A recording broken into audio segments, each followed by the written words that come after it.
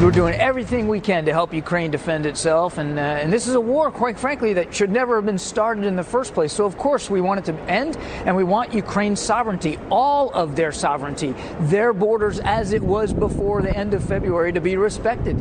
That's the Pentagon spokesman John Kirby speaking to us earlier this hour, saying the Biden administration wants to see Ukraine win and keep the borders it had prior to the invasion. But is that possible? Let's bring in Michael Allen, former special assistant to the president, senior director for counterproliferation strategy at the National Security Council. So on the big board here, what we've got happening is here's an area around Kyiv, which is really interesting. That's about 9 or 10 miles. Russian forces never got in there. Ukraine's taken back some spots here, Makariv over here. Russian forces are said to be moving in this direction. What does it mean that the Russians couldn't accomplish their objectives? This vaunted and feared Russian ground forces couldn't get it done. I think we had a hangover for the Cold War where they thought they could march across Europe. They were never able to secure the South here. And now they're moving, they say less than 20% of their troops are repositioning up to Belarus.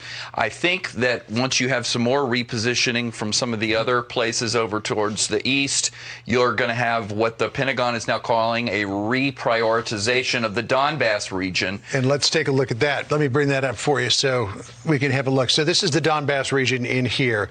General Petraeus was telling us yesterday he thinks the forces are going to hook in like this, meet up with forces from the south and try to cut off this region. That's right. I think they're leaving some forces behind because they want to make sure that Ukraine can't relocate some troops down here. But this could be the final picture here coming in if indeed they can make progress and otherwise hold Donetsk and Luhansk, and that could be the final settlement. But we're a long way from that, and Putin's got a long way to go himself. Let's zoom into that area here, if we could, too, Michael, because this is the area that's, I mean, there's been fighting here since 2014.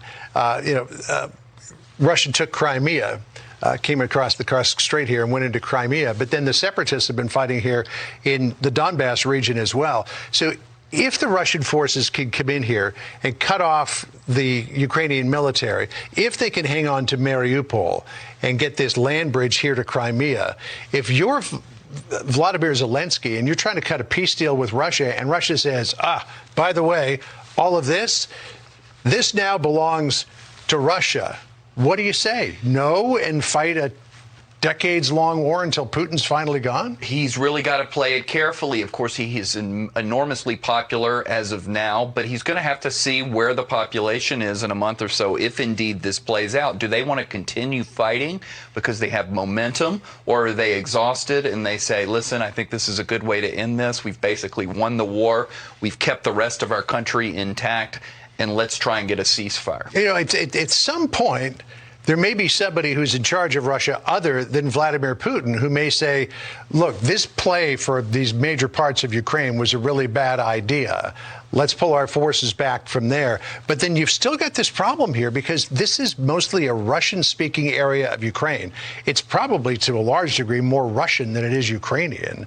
And these separatists are probably never going to lay down their arms. And you could have a Northern Ireland situation here for decades. You very well could. And that's why perhaps the Ukrainians might say, we're never going to be as motivated as we are right now. We'll never have so much momentum. The Russians will never be this depleted. So let's go all in and try and retake what we can along this crescent right here because this may freeze the conflict for years to come. Yeah, let's take a look, too, at Mariupol, because the poor people who live in this city, this place has just been pounded. Here's that theater that got destroyed. 300 or more people were killed there. Other attacks throughout this city. Russia is moving into the city center. They don't yet have control of Mariupol, but it appears as though Vladimir Putin is willing to put in as many forces as possible, regardless of the fact that they're going to take huge casualties, according to the Institute for the Study of War, to try to take this place. Clearly, this is a major strategic objective for them. It's two things. He wants to be able to declare a major city that he actually won. But I think you nailed it earlier. He wants to be able to amass troops here later to move north, to cut off Donetsk and Luhansk, try and trap the Ukrainians there, and perhaps, maybe, sue for peace. So just real quick, just back to where we were. So do you think Putin's play is for all of this, or just this? I think it's for all of this. I think he's disappointed he couldn't get as far as Odessa, Yeah. but I think he wants to keep all of this. You keep saying the land bridge, you're exactly right. That's part of it. By the way, somebody moved Odessa. That's supposed to be over there. Maybe I did it. Yeah. Michael Allen, good to see you. Thanks so much. Thank you. Appreciate it. Sandra? Good stuff there. More than